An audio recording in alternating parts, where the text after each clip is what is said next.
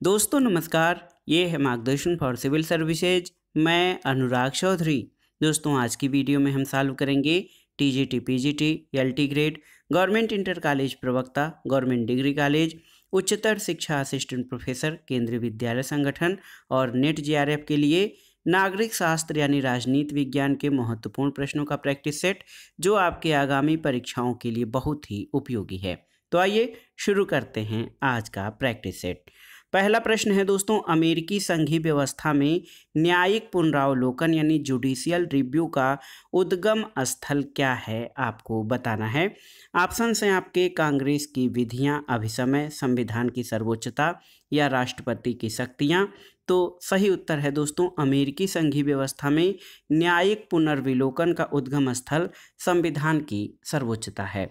और आप जान लीजिए कि न्यायाधीश मार्शल ने न्यायिक पुनर्विलोकन के सिद्धांत का स्पष्ट रूप से प्रतिपादन किया और उन्होंने कहा कि संविधान देश का सर्वोच्च कानून होता है और इसलिए कांग्रेस द्वारा पारित विधियां अन्य कानूनों की तुलना में श्रेष्ठ हैं और संविधान के विपरीत बनाए गए कानून असंवैधानिक हैं और न्यायालय इन्हें अवैध घोषित कर सकता है। अगला प्रश्न है, भारत और अमेरिका में संघात्मक व्यवस्था में कौन सा तथ्य उभयनिष्ठ नहीं है यानी समान नहीं है। देखिए, लिखित संविधान, द्विसदनात्मक संविधान, इसके अलावा अनमनीय व्यवस्थापिका और न्यायपालिका का गठन। तो आप जान सकते हैं दोस्तों, परिसंघ प्रणाली होने पर भी भारतीय संविधान में अमेरिका की तरह न्यायालयों की दोहरी व्यवस्था या दोहरी संघीय और राज्य स्तरीय न्याय की प्रणाली नहीं है। भारत में दोस्तों हमारे संघ में जो है, संघ और राज्य दोनों के लिए न्याय की एक ही प्रणाली है। अगला प्रश्न है, निम्नलिखित में से किस देश का संविधान नमनीय और विकसित है। तो आप जानते हैं ब्रिटेन का संविधान। ब्रिटिश संविधान को नमनीय यानी जो नरम संविधान का उदाहरण माना जाता है और इसे एक विकसित संविधान कहा जाता है क्योंकि ये रीति रिवाज, परंपरा, अभिसमय आदि की देन है और इसका किसी संविधान सभा या लोगों ने मिलकर निर्माण नहीं किया है, बल्कि ये धीरे धीरे विकसित किया गया है। अगला प्रश्न है दोस्तों, राज्य पृथ्वी पर ईश्वर का अवतार है, ये कथन किसका है। तो ऑप्शन बताने की जरूरत नहीं। राज्य पृथ्वी पर ईश्वर का अवतार है, राज्य पृथ्वी पर ईश्वर का अवतरण है या राज्य पृथ्वी पर ईश्वर की शोभा यात्रा है, ये आदर्शवादी विचारक हीगल का कथन है। अगला प्रश्न है, सबसे पहले राज्य के आंगिक या सावयव सिद्धांत का प्रतिपादन किसने किया है। ऑप्शन देखिए, मैकियावेली, प्लेटो, मार्क्स या हर्बर्ट स्पेंसर। तो सही उत्तर है प्लेटो। दोस्तों आप देख सकते हैं कि प्लेटो ने सबसे पहले राज्य के आंगिक सिद्धांत का प्रतिपादन किया और उसने कहा कि व्यक्ति का बृहत्तम रूप ही राज्य है और आगे चलकर हीगल, हाब्स, रूसो, ब्लंटस्ली जैसे विद्वानों ने इस सिद्धांत का समर्थन किया है। अगला प्रश्न है, निम्नलिखित में से किसने राज्य को अत्यधिक महत्ता या महत्व प्रदान किया है। गांधी जी, बाकुनिन, हीगल या फिर सेंट ऑगस्टाइन। तो सही उत्तर है ऑप्शन सी, हीगल। हीगल ने राज्य को सर्वाधिक महत्ता और प्रतिष्ठा प्रदान की है। हीगल एक आदर्शवादी विचारक है। उनके अनुसार राज्य आत्मा के उच्चतम विकास का प्रतीक है और ईश्वर की महायात्रा का अंतिम पड़ाव है। अब इसके आगे कोई विकास नहीं है और राज्य नागरिकों से बलिदान की अपेक्षा करता है। और उसने राज्य के बारे में कहा है कि राज्य पृथ्वी पर ईश्वर का आगमन है। अगला प्रश्न है दोस्तों, जो दर्शन उदारवाद के बिल्कुल विपरीत है वो है व्यक्तिवाद, पूंजीवाद, मार्क्सवाद और फांसीवाद। तो सही उत्तर क्या हो जाएगा दोस्तों, मार्क्सवाद जो है उदारवाद और वर्ग विभाजित शोषण पर आधारित राज्य को समाप्त करके वर्ग विहीन, शोषण विहीन और राज्य विहीन समाज की स्थापना करता है। तो याद रखिएगा, मार्क्सवादी दर्शन उदारवाद के बिल्कुल विपरीत है। अगला प्रश्न है, अपने सभी नागरिकों को रहने के लिए न्यूनतम जीवन स्तर प्रदान करने की अवधारणा किस राज्य से जुड़ी हुई है या किस प्रकार की विचारधारा से जुड़ी हुई है। तो ये है दोस्तों, जन कल्याणकारी या लोक कल्याणकारी राज्य से ये व्यवस्था जुड़ी हुई है कि राज्य सभी नागरिकों को रहने के लिए न्यूनतम जीवन स्तर प्रदान करेगा और इसमें ये उद्देश्य होता है राज्य का कि सबको रोजगार मिले, हर एक की न्यूनतम आयु बनी रहे, सबको शिक्षा प्राप्त हो, सबको संरक्षण और सामुदायिक आश्रय प्राप्त हो, यानी कोई बेघर ना रहने पाए। अगला प्रश्न बार बार आपसे पूछा गया है कि राज्य एक आवश्यक बुराई है, ये विचार किसका है? तो सही उत्तर है व्यक्तिवादियों से संबंधित है। दोस्तों, व्यक्तिवाद राज्य को एक आवश्यक दोष मानता है और आवश्यक इस कारण कि केवल राज्य लोगों के जीवन, संपत्ति और स्वतंत्रता की रक्षा से संबंधित है और इसके अलावा अन्य जो कार्य हैं वो राज्य के कार्य क्षेत्र में नहीं आते हैं। अगला प्रश्न, निम्नलिखित में से किसने सबसे पहले समाजवाद या सोशलिज्म शब्द का उपयोग किया था? क्रोपोटकिन, रॉबर्ट ओवन, मार्क्स या बेंथम? तो इसमें आप देख सकते हैं दोस्तों रॉबर्ट ओवन। दोस्तों देखिए, रॉबर्ट ओवन ने सबसे पहले समाजवाद शब्द का प्रयोग किया और essay on the formation of character 1813 से 1815 में प्रकाशित हुआ। रॉबर्ट ओवन की पुस्तक है जिसमें सबसे पहले समाजवाद शब्द का प्रयोग किया गया है। अगला प्रश्न है दोस्तों, सर्वहारा वर्ग का अधिनायकवाद मार्क्स के सिद्धांत का निचोड़ है, ये कथन किसका है? आपको बताना है। एंजल्स, मार्क्स, लेनिन या लास्की का? तो सही उत्तर क्या हो जाएगा? सही उत्तर लेनिन है। दोस्तों, पूंजीवादी राज्य के विनाश के बाद संक्रमणकालीन राज्य के रूप में नए राज्य का निर्माण होगा और सत्ता श्रमिक वर्ग के हाथों में होगी और सभी प्रतिक्रियावादी और क्रांति विरोधी शक्तियों को समाप्त करने के उपकरण के रूप में राज्य का प्रयोग किया जाएगा। और दोस्तों, इसी संदर्भ में लेनिन ने कहा है कि सर्वहारा वर्ग के अधिनायक तंत्र को मार्क्सवाद का निचोड़ कहा जाता है। अगला प्रश्न है दोस्तों, निम्नलिखित रचनाओं में से कौन सी सही सुमेलित नहीं है? तो देखिए, रूसो की सोशल कॉन्ट्रैक्ट बिल्कुल सही सुमेलित है। लॉक की लेक्चर्स ऑन ज्यूरिस्प्रूडेंस ये भी सही है। दोस्तों, ये आपका सही नहीं है। लेक्चर्स ऑन ज्यूरिस्प्रूडेंस ये ऑस्टिन की रचना है।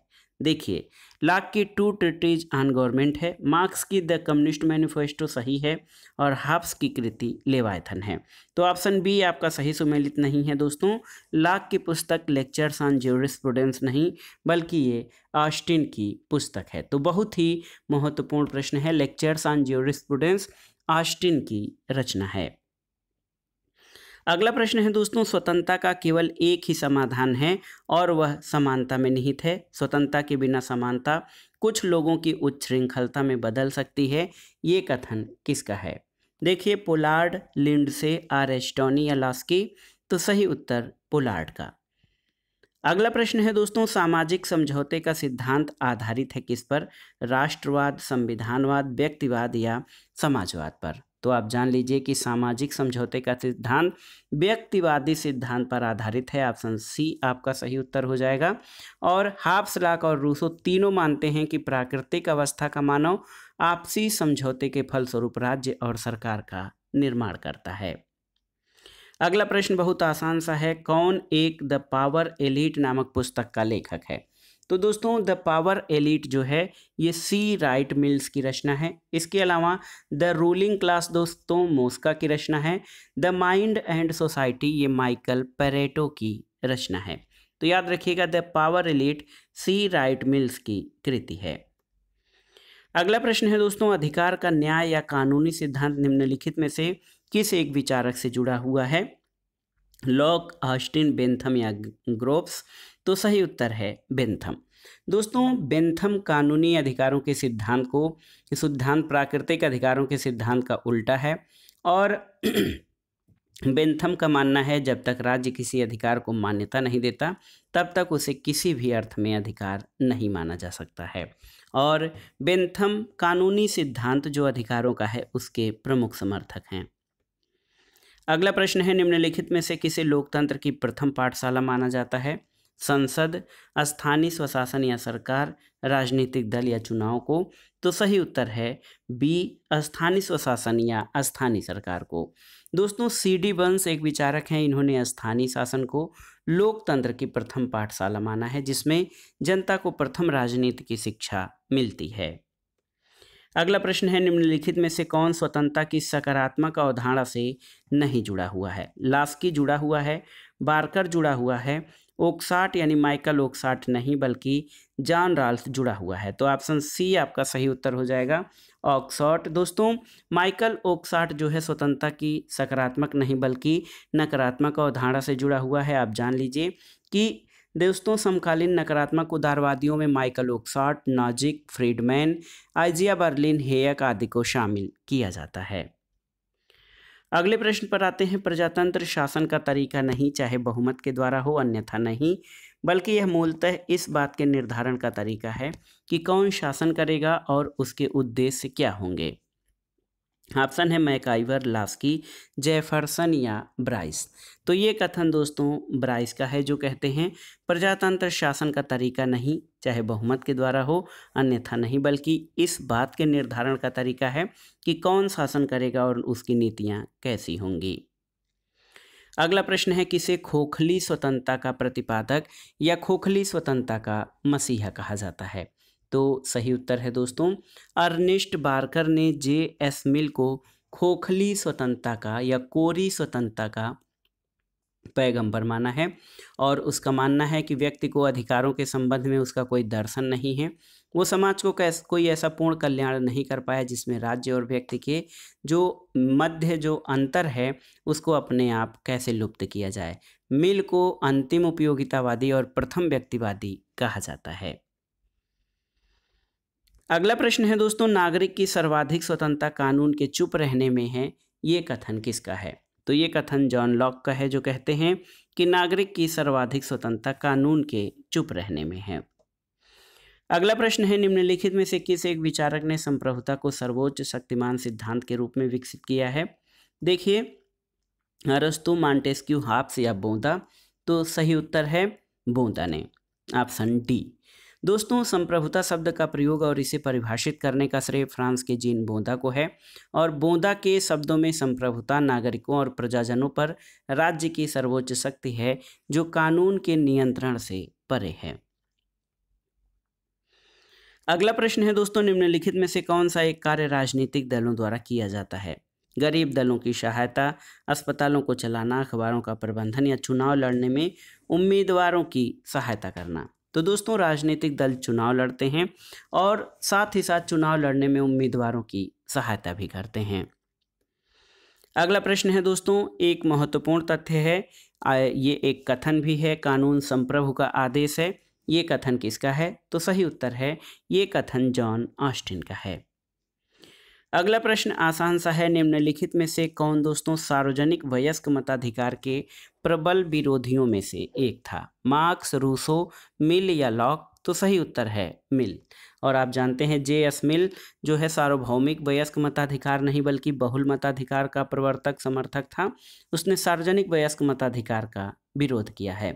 इसके अलावा दोस्तों सार्वजनिक वयस्क मताधिकार के प्रबल विरोधियों में मैकाले, हेनरीमैन, लेकी और सेली को शामिल किया गया है। और मैकाले कहता है कि यदि सार्वजनिक वयस्क मताधिकार लागू किया गया तो महान संहार होगा, क्योंकि थोड़े से अर्धनग्न मछुआरे यूरोप के बड़े बड़े नगरों के खंडहरों को उल्लुओं तथा लोमड़ियों के साथ आपस में बांट लेंगे।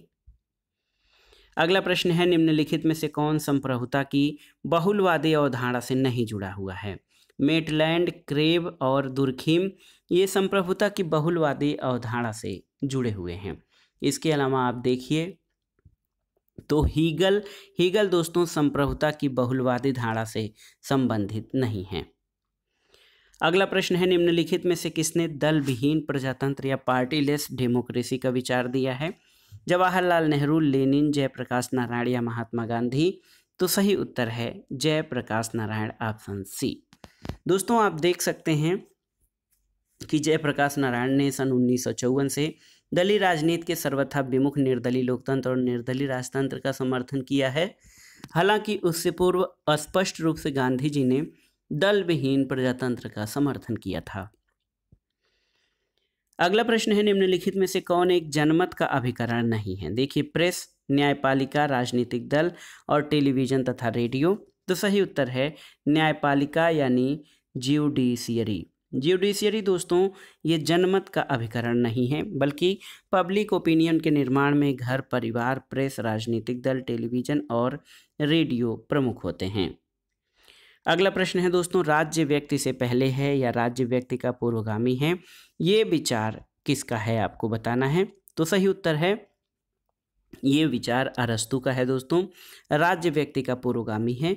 और आप जानते हैं कि अरस्तु ये कहता है कि समय की दृष्टि से परिवार पहले है, लेकिन प्रकृति की दृष्टि से राज्य पहले है, और अगर जो हम उसके पूर्णता और अंगों की बात करें तो राज्य पूर्ण है, और जो है व्यक्ति उसका अंग मात्र, इसलिए राज्य पहले है, अंग बाद में।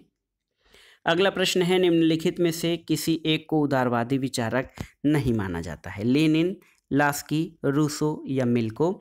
तो सही उत्तर है लेनिन को। और आप जानते हैं लेनिन एक मार्क्सवादी विचारक हैं जिन्होंने मार्क्सवाद को व्यवहारिक रूप प्रदान किया है, और उसने मार्क्सवाद के अंतर्गत राजनीतिक दल की भूमिका, लोकतांत्रिक केंद्रवाद और साम्राज्यवाद की अवधारणा को जोड़ा है। अगला प्रश्न है दोस्तों, आणविक समाज। दोस्तों, आणविक समाज की अवधारणा किसके राजनीतिक विचारों में पाई जाती है? प्लेटो, हाब्स, रूसो या हीगल? तो सही उत्तर है हाब्स।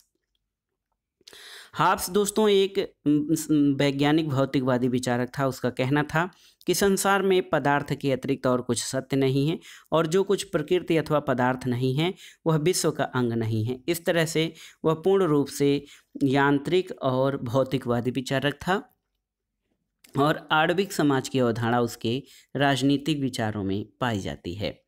अगला प्रश्न देखिए, इम्पोर्टेंट है, प्लेटो के बारे में आप जानते हैं, लेकिन आपको बताना है कि प्लेटो का वास्तविक नाम क्या था।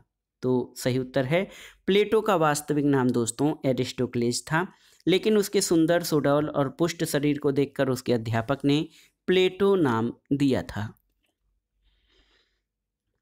अगला प्रश्न है दोस्तों, संवैधानिक सरकार की अवधारणा सबसे पहले कहाँ पर दी गई थी? आपको बताना है।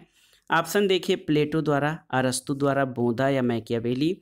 तो उत्तर है संवैधानिक सरकार की अवधारणा सबसे पहले अरस्तु के द्वारा प्रस्तुत की गई, और अरस्तु ने 158 देशों के संविधानों का अध्ययन करने के बाद संवैधानिक सरकार की अवधारणा प्रस्तुत की गई, जिसमें कानून की सर्वोच्चता होगी।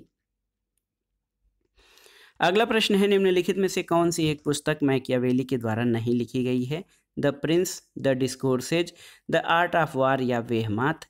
तो सही उत्तर ऑप्शन डी, बेहमाथ। दोस्तों, बेहमाथ जो है वो मैकियावेली के द्वारा नहीं लिखी गई है, और आप जान लीजिए मैकियावेली की पुस्तक द डिस्कोर्सेज, द प्रिंस और द आर्ट ऑफ वार हैं, और इसमें वो शासन कला के सिद्धांतों की बात करता है, न कि राजनीतिक सिद्धांतों की।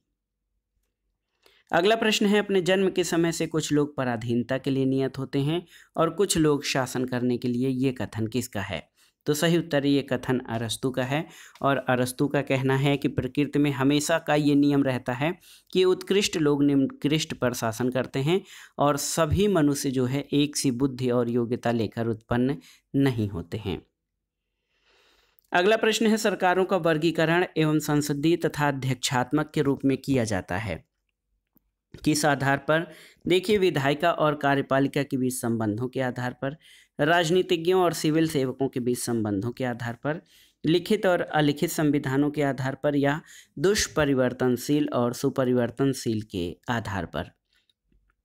तो आप जानते हैं दोस्तों, संसदात्मक और अध्यक्षात्मक शासन व्यवस्था में जो सरकारों का वर्गीकरण है वो विधायिका और कार्यपालिका के बीच संबंधों के आधार पर किया जाता है, और आप जानते हैं दोस्तों कि सरकारों का वर्गीकरण संसदीय और अध्यक्षीय रूप में विधायिका और कार्यपालिका के बीच संबंधों के आधार पर किया जाता है।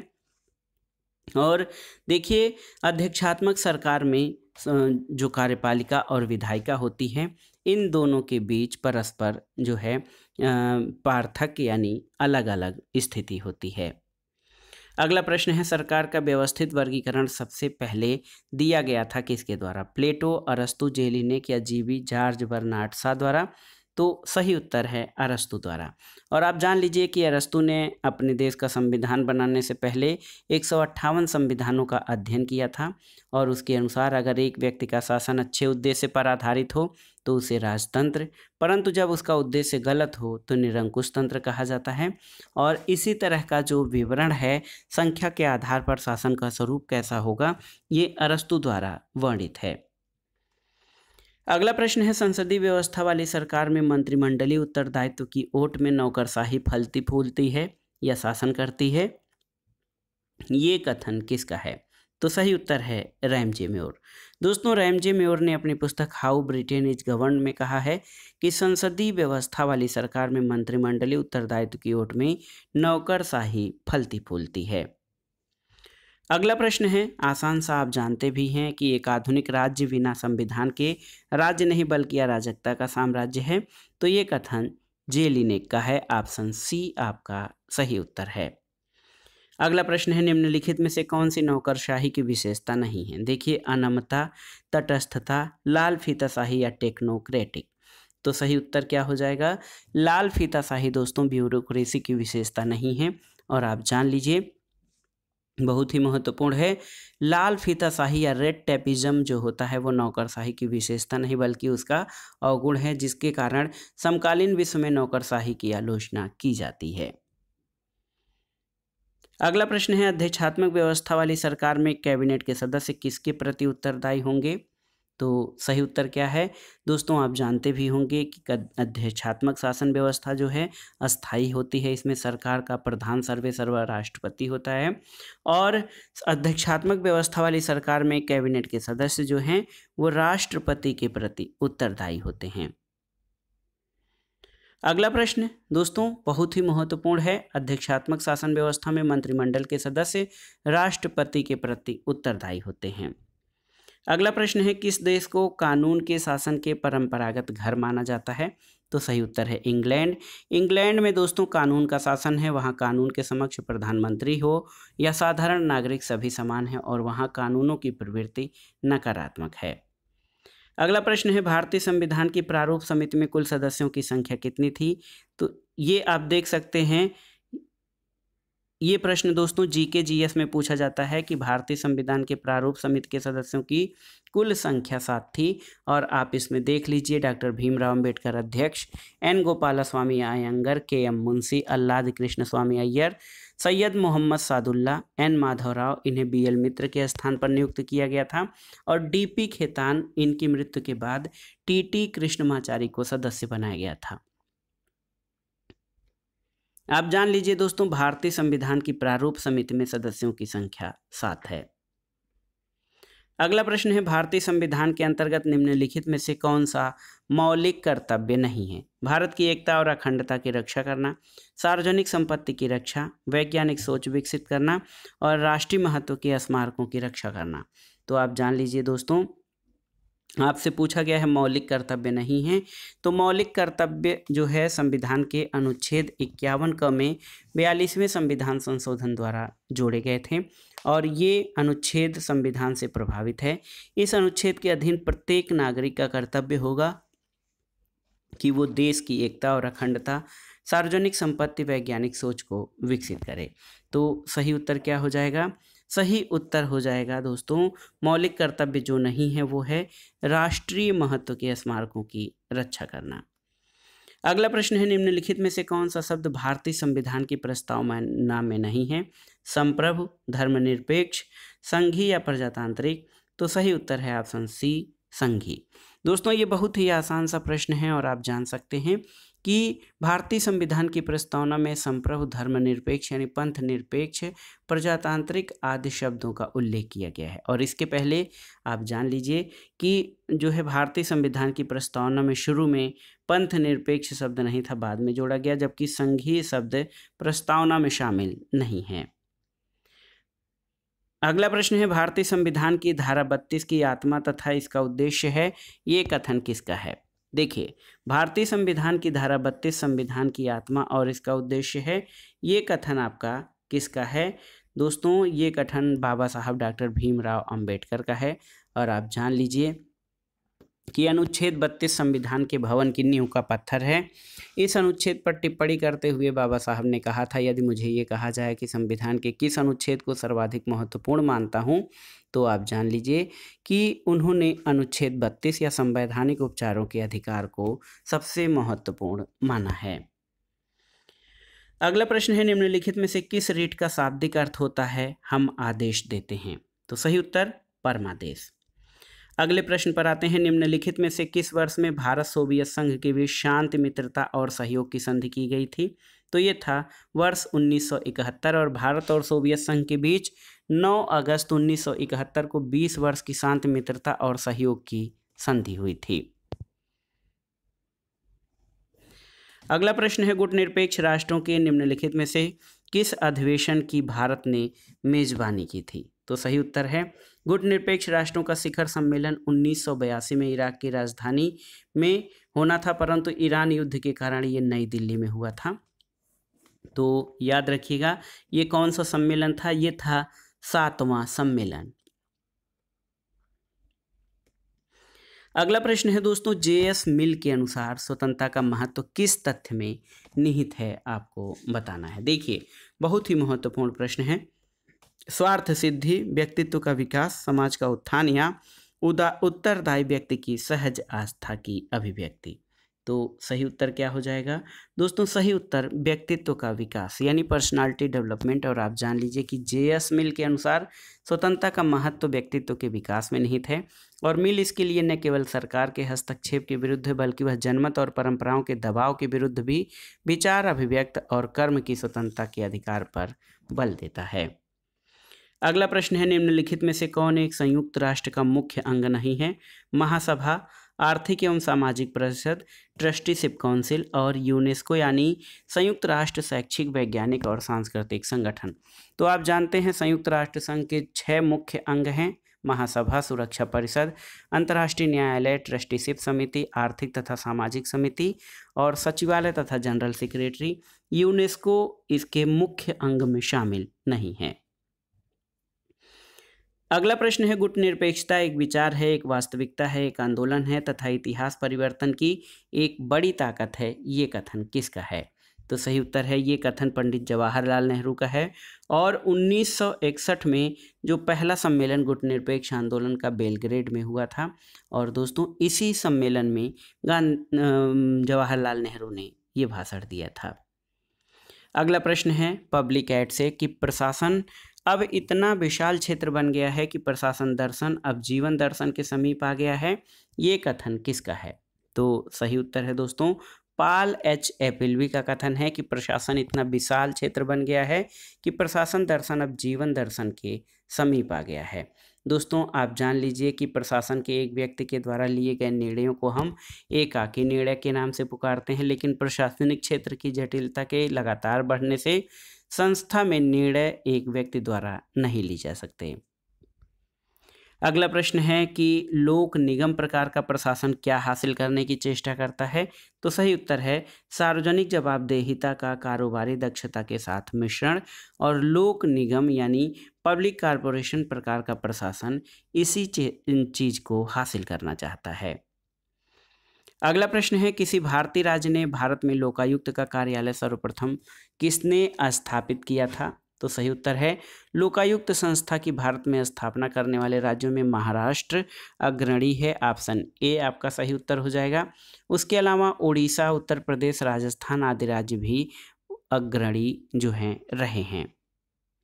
अगला प्रश्न है, सूची 1 का सूची 2 से सुमेलन करना है और दिए गए कूट के आधार पर सही उत्तर का चयन करना है। तो वैज्ञानिक प्रबंध आप देख लीजिए दोस्तों, वैज्ञानिक प्रबंध सिद्धांत जो है वो किससे संबंधित है? FW टेलर का है, आप जानते हैं। और वैज्ञानिक प्रबंध सिद्धांत दोस्तों ये कार्य विधियों के मानकीकरण, कार्य और विधियों का मानकीकरण। मानव संबंध सिद्धांत आप जानते हैं कि अनौपचारिक संबंधों की बात करता है। निर्णयन सिद्धांत विकल्पों में से किसी एक विकल्प के चुनाव की बात करता है। और क्लासिकी सिद्धांत दोस्तों ये प्रशासन के सिद्धांतों की जो है प्रशासन के सिद्धांतों की रचना से संबंधित है क्लासिकी समूह। तो देखिए यहाँ पर ऑप्शन जो दूसरा सरोकार है इसमें जो है उसके आधार पर ऑप्शन ए सही उत्तर हो जाएगा। 3, 2, 4 और 1। अगला प्रश्न है दोस्तों, स्पिल ओवर यानी अधिप्लावन की अवधारणा किस सिद्धांत में मिलती है? सिक्योरिटी कम्युनिटीज, क्षेत्रीय एकीकरण, यथार्थवाद या रचनात्मकतावाद? तो सही उत्तर है क्षेत्रीय एकीकरण। और आप जान लीजिए दोस्तों स्पिल ओवर की अवधारणा क्षेत्रीय एकीकरण सिद्धांत में मिलती है। क्षेत्रीय एकीकरण का सिद्धांत विभिन्न क्षेत्रों के एकीकरण पर बल देता है, भले हम उस क्षेत्र में कितनी ही विविधतापूर्ण स्थिति क्यों न ला दें। अगला प्रश्न है, निम्नलिखित समितियों के गठन का सही अनुक्रम बताइए। तो आप देखिए बलवंत राय मेहता समिति 1957 की है। LM सिंघवी समिति आप जान लीजिए कि ये 1986 का है। GVK राव समिति ये 1985 का है और इसके अलावा अशोक मेहता समिति 1977। तो सबसे पहले बलवंत राय मेहता समिति, उसके बाद अशोक मेहता, फिर GVK राव समिति और LM सिंघवी समिति सबसे लास्ट में आई थी। तो सही उत्तर क्या हो जाएगा आप देख लीजिए। सही उत्तर हो जाएगा दोस्तों ऑप्शन ए 1, 4, 3 और 2। अगला प्रश्न है दोस्तों, लोकपाल और लोकायुक्त बिल 1968 जिसे लोकसभा ने पारित किया वह निरर्थक हो गया था, इसका कारण क्या है? तो इसका कारण ये था कि चतुर्थ लोकसभा की समाप्ति से पहले भंग होने के कारण जो लोकसभा से संबंधित जो देखिए लोकपाल और लोकायुक्त से संबंधित विधेयक था वो निरर्थक हो गया था लोकसभा से पारित होने के बाद भी। अगला प्रश्न है, निम्नलिखित कमेटियों में से किस कमेटी की रिपोर्ट में कहा गया था कि सामूहिक विकास कार्यक्रम और राष्ट्रीय विस्तार सेवा लोक उत्साह को जगाने में असफल रहे हैं? तो सही उत्तर है ये BR मेहता समिति यानी बलवंत राय मेहता समिति रही है। सामुदायिक विकास कार्यक्रम की सफलता के दांव की जांच करने के लिए 1957 में बलवंत राय मेहता की अध्यक्षता में एक समिति का गठन किया गया और इस दल ने अपनी रिपोर्ट में बताया कि सामुदायिक विकास कार्यक्रम की बुनियादी त्रुटि ये है कि जनता द्वारा इसमें सहयोग नहीं किया जाता है और न ही जनता द्वारा इसमें सहयोग किया जाता है। अगला प्रश्न है, रिश्वत निवारण के लिए संथानम कमेटी या संथानम समिति कब स्थापित हुई थी? तो सही उत्तर है 1962 में और आप जान लीजिए कि 1962 में भारत सरकार के गृह मंत्री द्वारा भ्रष्टाचार की समस्या का समाधान करने के लिए, इसके निवारण के लिए के संथानम की अध्यक्षता में एक समिति गठित की गई थी। अगला प्रश्न और इस वीडियो का आखिरी प्रश्न है दोस्तों, न्याय, उदारवाद और समानता की नवीन अवधारणा किस राजनीति शास्त्री ने प्रेषित की? John Rawls, Arthur Bentley, Karl Marx या हैंस जे मार्गेनथाउ? तो सही उत्तर है ऑप्शन ए जॉन राल्स। दोस्तों राल्स ने अपनी पुस्तक ए थियरी ऑफ जस्टिस में उदारवाद में निहित न्याय को पुनः स्थापित करने का प्रयास किया, जिसमें न्याय और समानता को उदारवाद के साथ साथ नैतिक अवधारणा के रूप में विकसित किया गया है। तो दोस्तों ये था आज का वीडियो। मार्गदर्शन फॉर सिविल सर्विसेज में आपने TGT, PGT, LT grade, government inter college प्रवक्ता, गवर्नमेंट डिग्री कॉलेज, उच्चतर शिक्षा असिस्टेंट प्रोफेसर, केंद्रीय विद्यालय संगठन और राजनीति विज्ञान और नागरिक शास्त्र से आयोजित विभिन्न परीक्षाओं के लिए महत्वपूर्ण प्रश्नों को सॉल्व किया। प्रश्नों को सॉल्व करते समय हमने उसकी व्याख्या भी बताई ताकि आप प्रश्नों को आसानी से समझ सकें। वीडियो आपको कैसा लगा हमें कमेंट बॉक्स में ज़रूर बताइएगा। वीडियो को लाइक करें, शेयर करें और इस चैनल मार्गदर्शन फॉर सिविल सर्विसेज को सब्सक्राइब करें। वीडियो देखने के लिए धन्यवाद दोस्तों, नमस्कार।